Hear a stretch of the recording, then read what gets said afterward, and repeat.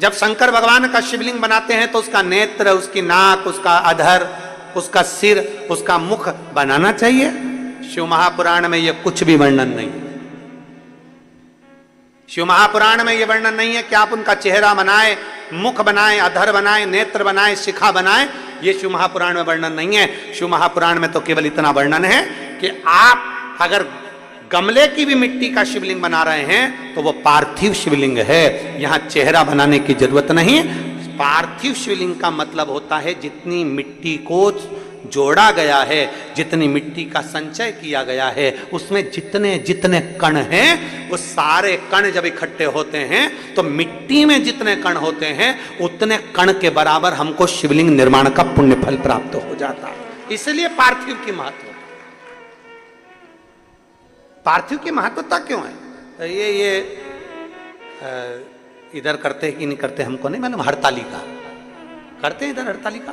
तो हरतालिका जब करते हैं तो हरतालिका में बालू का या मिट्टी का शिवलिंग बनाते हैं। क्यों बनाते हैं?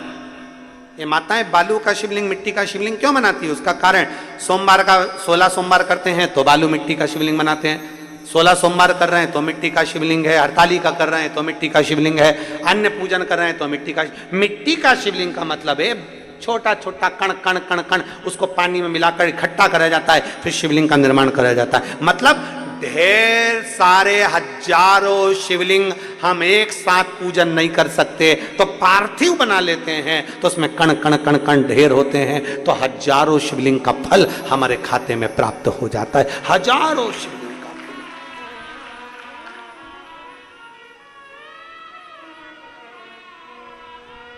और बालू मिट्टी का बनाया भोलेनाथ, चढ़ाऊं लोटा जल भर के। बालू मिट्टी का बनाया भोलेनाथ, चढ़ाऊं लोटा जल भर के। चढ़ाऊं लोटा जल भर के, चढ़ाऊं लोटा जल भर के। बालू मिट्टी का बनाया भोलेनाथ, चढ़ाऊं लोटा जल भर के। शिव को जल समर्पित। पार्थिव बनाओ, उसमें चेहरा बनाने की जरूरत नहीं है। पार्थिव बनाओ, उसमें आंख नाक मुख बनाने की जरूरत नहीं है। पार्थिव बनाओ, उसमें नंदी भी बनाने की जरूरत नहीं है, क्योंकि नंदी के रूप में तो आप और हम शंकर के चरणों में 24 घंटे पड़े हुए। पार्थिव बनाओ, जलाधारी बनाओ, शिवलिंग बनाओ, उसका पूजन कर लिया, शिव स्वीकार कर लेते हैं। स्वीकार।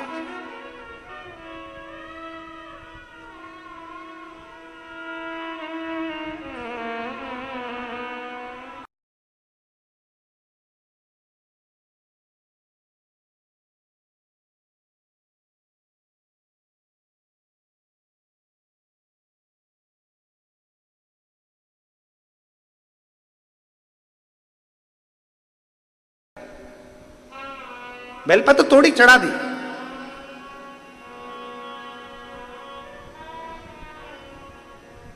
शिव जी पे समर्पित कर दी। एक बेलपत्र में इतना बल होता है कि 64 योगनियां, 33 कोटि देवताओं की धर्म पत्नियां, देवियां, 64 योगनियां, देवियां, सारी सिद्धियां, निधियां, सब बेलपत्र के इस पत्ते के दोनों पत्ते और पत्ते के बीच में जो डंडी होती है, जो बची हुई जगह होती है, सारी निधि, सारी सिद्धि और सारी देवियों का स्थान होता है। जब हम एक बेलपत्र को दिल से अपनी कामना कर कर देवाधिदेव महादेव को, आप लोगों के स्मरण में हम फिर कह दें कि ये शिवलिंग जलाधारी, ये जल बहता है, समझ में आ रहा है ना? जल बहता है। उत्तर की ओर मुख, दक्षिण में बैठकर जब डंडी का मुख उत्तर की ओर कर कर बेलपत्र अपने मन से कामना कर कर शिवलिंग पर समर्पित करते हैं, तो ऐसी कोई कामना नहीं जो मेरा महादेव पूरी ना करता। एक बेलपत्र। अब लोग कहते हैं गुरुजी क्या बेलपत्र चढ़ाने का भी एक तरीका होता है? क्या भगवान शंकर को चढ़ाने का, जल चढ़ाने का भी एक तरीका होता है? क्यों नहीं होता? जब दवाई खाने का तरीका होता है, डॉक्टर लिखता अपने पर्चे में सवेरे खाना, शाम को खाना, दिन में खाना कि रात को खाना, सवेरे खाली पेट खाना कि भरे पेट खाना, पानी से खाना कि दूध से खाना। बोलो बोलो, सही है कि गलत है? पानी से खाना कि दूध से खाना? रात को 9 बजे खाना, खाने के बाद खाना, भूखा पेट खाना। जब डॉक्टर लिख कर दे दिया है कि दवाई ऐसे लोगे तो फायदा करेगी, अब तुम्हारा मन करा, तुमने तो दवाई ली ना, सब एक साथ निपटा गई, और डॉक्टर के पास 5 दिन बाद जाकर बोली असर नहीं कर रही है। डॉक्टर साहब अभी भी मेरी पसली दुख रही, अभी भी मेरा सिर दुख, असर नहीं कर रही, कमजोरी उतने की उतनी है। डॉक्टर ने कहा हमने दवाई दी थी, पर्चा दिखाओ जरा। पर्चा डॉक्टर ने देखा, जो देखा तो कही दवाई तो सही लिखी है रे जी, दवाई तो सही है, फिर असर क्यों नहीं कर रही? तो इससे पूछा दवाई खा रही हो? हाँ। पूरी खा रही हो? हाँ। जो ये खाली पेट वाली है कि मैं तो सब एक साथ खा लेती हूं। डॉक्टर बोला यही गड़बड़ है, बस यही गड़बड़। सारी दवाई एक साथ खा गई, जो खाली पेट की खा, इन्फेक्शन को समाप्त करने। रात की दवाई क्यों देते हैं? क्योंकि रात भर जो नींद आएगी इन्फेक्शन खत्म करेगी, उसके लिए। सवेरे की दवाई अलग है, भोजन के हिसाब से। तो डॉक्टर ने दवाई दी है तो उस हिसाब से खाओ, पर अपन ने तो एक साथ लिया, पत्ता पत्ता पत्ता खोला साहब, लारी बहू पानी ला, और बहू पानी ला के बोतल का दे दिया, और साथ सारी दवाई खोला के और सार निपटा गई। मारा तो बीपी ऊंचा नीचा हो ही रहा है, असर नहीं कर रही। अब दवाई असर जब करे, जब नियम से ली जाए तो दवाई उसी तरह जैसे डॉक्टर की दवा असर जब करती है, जब समय समय पर ली जाए, तो यहाँ शास्त्र भी कहता है बेलपत्र चढ़ाने का भी तरीका है, जल चढ़ाने का भी तरीका है, दूध चढ़ाने का भी तरीका है। गेहूं चाहे काली मिर्च, ये सब तुम साल भर चढ़ाओगे, उसका कोई मूल तत्व नहीं है, पर गेहूं, काली मिर्च, काली तिल, कमलगट्टा और ये सब चीजें जब तुम सावन की शिवरात्रि पर समर्पित करती हो तो उसका फल तुम्हें साल भर के अंदर मिलता जरूर है, प्राप्त होता है।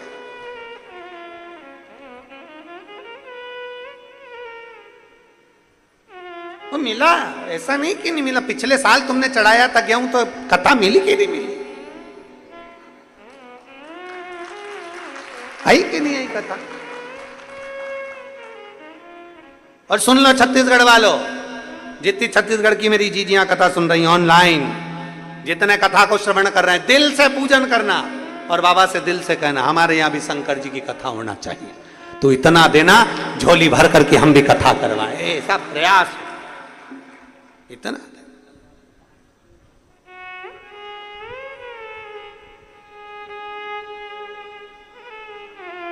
और उसके बिना नहीं हो सकता, उसके बिना नहीं। एक बेलपत्र में वो बल है, जब हम समर्पित करते दिल से, हृदय से, चित्त से बाबा को समर्पित।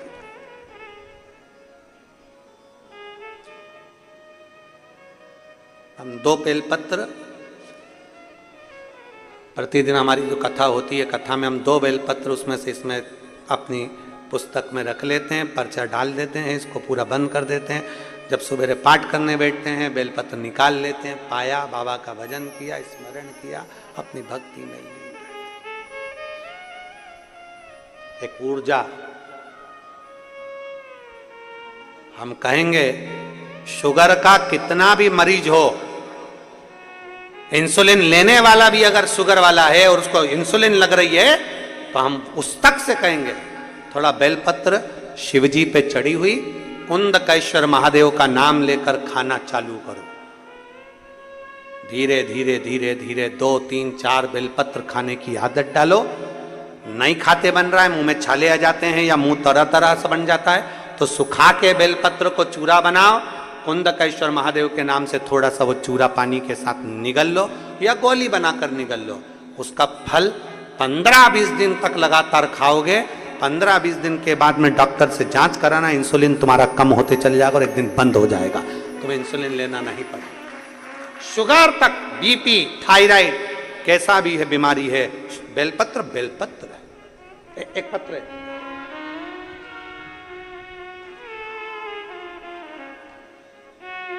हमें तो लग रहा था कि पत्र ही नहीं आएंगे, पर आप लोग भी गजब हो रहे, गजब पत्र लिखा है। देवी बाई गांधी कहीं बैठी हैं? देवी बाई गांधी कहीं बैठी हैं क्या? अच्छा, गुरुदेव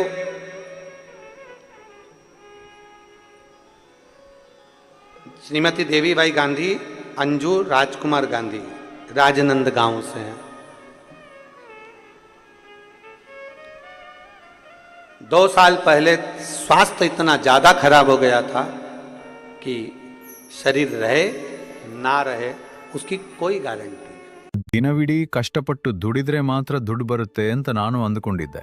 ಆದರೆ ಒಂದು ದಿನ ನನಗೆ ಗೊತ್ತಾಯಿತು, ನಮ್ಮ ದುಡ್ಡು ಕೂಡ ನಮಗಾಗಿ ಕೆಲಸ ಮಾಡಬಹುದು ಅಂತ. ಶೇರ್ ಮಾರ್ಕೆಟ್ ಬಗ್ಗೆ ತುಂಬಾ ಕೇಳಿದ್ದೆ, ಆದರೆ ಸರಿಯಾಗಿ ಯಾರೂ ಎಕ್ಸ್ಪ್ಲೇನ್ ಮಾಡಿರಲಿಲ್ಲ. पर आप कहते हो डॉक्टर शिव का रूप है, उसको दिखाते रहो। शंकर मानकर हम डॉक्टर को दिखाए, उसकी दवाई भी ली, पर आराम लगना प्रारंभ नहीं हुआ। तब शंकर पर चढ़ा हुआ जल, अपने पोते से जल चढ़वाती शिव जी को, वो जल मंगवाती, उसको पीती और बाबा पे चढ़ी हुई बेलपत्र खाना प्रारंभ करा। आज मेरे बाबा की कृपा से जितना जितना रोग था, मेरे बाबा ने सारे रोग समाप्त कर दिए और मुझे ठीक कर दिया। मैं बाबा को यहां धन्यवाद देने के लिए आया, मैं स्वस्थ हूं। एक शिव भक्ति विश्वास के साथ आइए, बेलपत्र लेकर जाओ, आ जाओ। एक शिव भक्ति विश्वास के साथ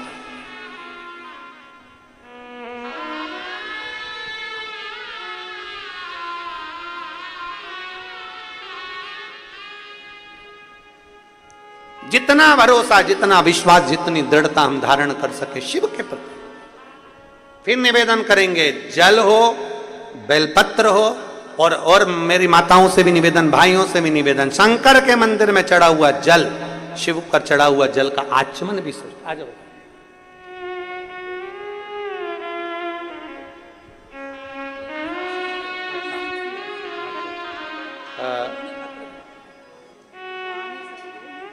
इनके सासू जी हैं, 86 वर्ष के हैं, वो यहाँ आए नहीं है, परंतु पत्र उन्होंने भेजा है, उनको हमारी तरफ से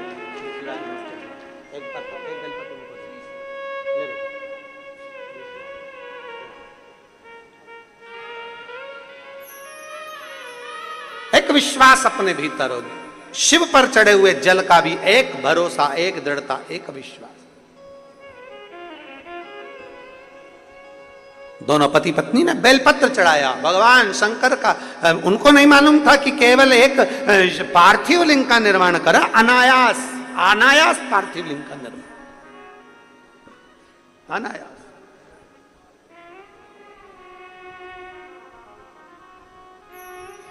और पूरे देशवासियों से निवेदन है, पूरे देशवासियों से, भूलवश भी वो दोनों पति आपके अनुसार हो जाए, नहीं हो सकता। फिर कहेंगे कितनी कितनी व्यवस्था वहां करी गई, सोचा कितना गया, कितना लोगों ने अपना अपना, कोई ने रिजर्वेशन कराया, कोई ने कुछ कराया, कोई ने व्यवस्था, सोचा अपना कहां होता, अपने सोचे से नहीं।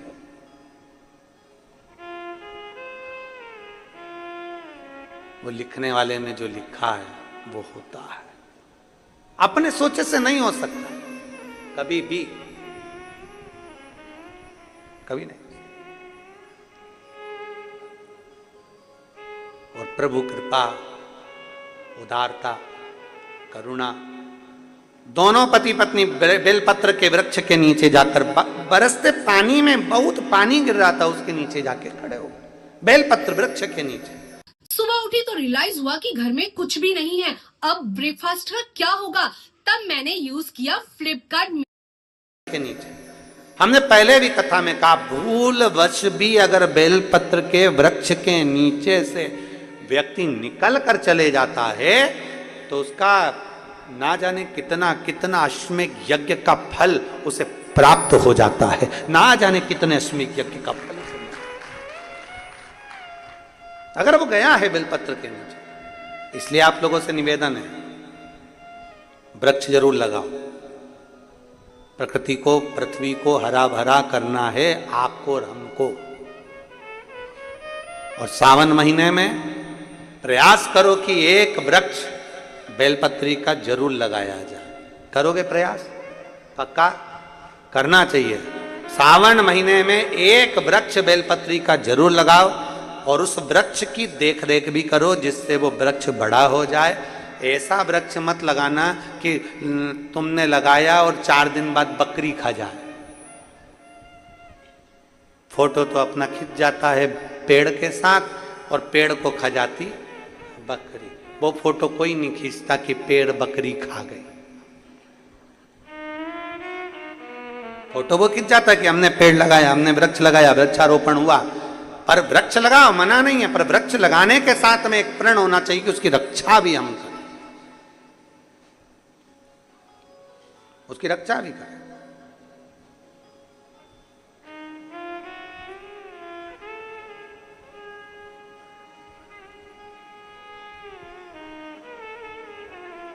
पर जितने लगाने वाले हैं ना, उससे दुगने वो अभी गुरु पूर्णिमा की कथा थी सीहोर में, तो वहाँ एक मुंबई की एक दीदी आई थी। वो जोड़ा दोनों पति पत्नी का, वो हर कथा में यजमान बनते हैं। वो आगे बैठे हुए थे और जमीन पे बैठ के वो श्री शिवाय नमस्तुभ्यं बोलते हैं। अपने टीवी पे उसको देखा भी होगा। वो दोनों पति पत्नी का नियम है कि कम से कम सावन महीने में या अन्य समय पर वो कम से कम 15 से 20 पेड़ उसको लगाने का प्रयास करते, तो बड़ा करने का प्रयास करते। पर वो बता रहे थे, गुरुजी हम बेलपत्री का पेड़ लगाकर आते हैं और कोई पूरा की पूरा गमला की गमला ही उठा के बेलपत्री का ले जाता। हम लगाते और वो उठा के ले जाते। अब करें तो करें क्या? तो हमने उनसे कहा कि तुम एक काम करो, ऐसी जगह पर लगाओ जहां पर बेलपत्री का पेड़ कोई लेकर ना जाए। तो फिर उन्होंने कहा कि हम कहाँ लगाएं, आप बात बताओ। तो हमने कहा जरूरी नहीं है कि बेलपत्री का ही लगाओ, तुम कोई दूसरा भी लगा दो, कोई लेकर नहीं जाएगा, पर वृक्ष तो लगाओ। तो उन्होंने कहा कहाँ लगाए? हमने कहा तुम शमशान में लगाया। अब मां कौन लेने जाएगा? और आधा तो लोगों को वैसे ही भय रहता है कि शमशान से लाया, और पत्नी को मालूम पड़ जाए शमशान से पेड़ लिया है, बाकी तो तुम शमशान में लगा दो। पृथ्वी हरी भरी हो, कहीं पर भी हो, पर ये पृथ्वी, हमारी प्रकृति, हमारे पूरा पृथ्वी, पूरा भूमंडल हरा भरा हो, ऐसा नियम बनाना चाहिए कि पृथ्वी के संरक्षण प्रयास। एक वृक्ष जरूर लगा। जितना जितना वृक्ष लगता है ना, उतना उतना जल बढ़ता है। पृथ्वी का जो जल कम हो रहा है ना, उसका कारण केवल ऐसा ही है कि वृक्ष नहीं है। वृक्ष कटते गए, जल कम होता गया। इसलिए वृक्ष लगाना जरूरी है। एक बेलपत्री के वृक्ष के नीचे से भी अगर कोई भूलवश निकल कर चले जाता है, हजारों अश्वमेध यज्ञ का फल उसके खाते में प्राप्त हो जाता है। हजारों अश्वमेध यज्ञ का पुण्य फल उसे मिलता है।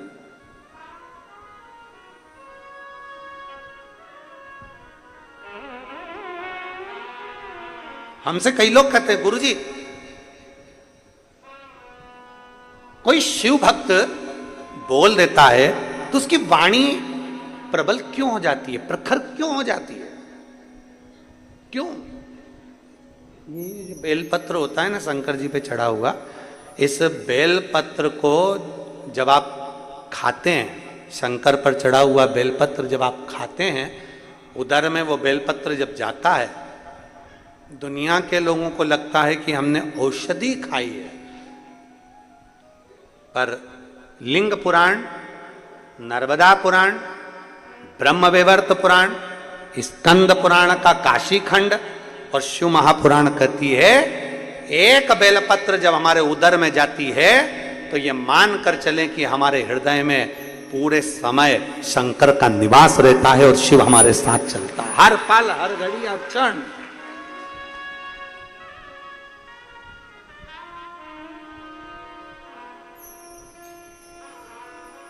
हर पल हमारे साथ शिव है। और मेरे भोले तेरा सहारा है, मेरे भोले तेरा सहारा है, मेरी नैया का तू किनारा, मेरी नैया का तू किनारा। हर पल, हर घड़ी, हर क्षण शिव तुम्हारे साथ में चले, शंकर तुम्हारे साथ चले। हमारा विश्वास हमारे साथ चलना चाहिए।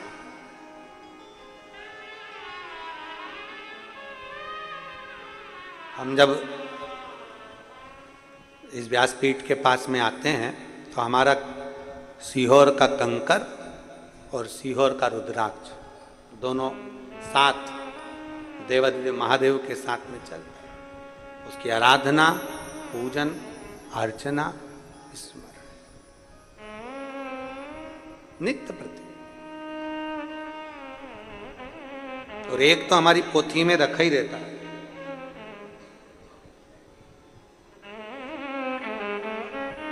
एक तो हमारी पोथी में निरंतर संपूर्ण विश्व के कल्याण हेतु कि भले बाबा का रुद्राक्ष का भी स्पर्श बेलपत्र को हो और वो संपूर्ण विश्व के कल्याण। एक तो हम लेकर चलते ही हैं, साथ में उसको लेकर अपनी पोथी के अंतर्गत उसको चलते ही, स्मरण के लिए, भक्ति के लिए, भजन,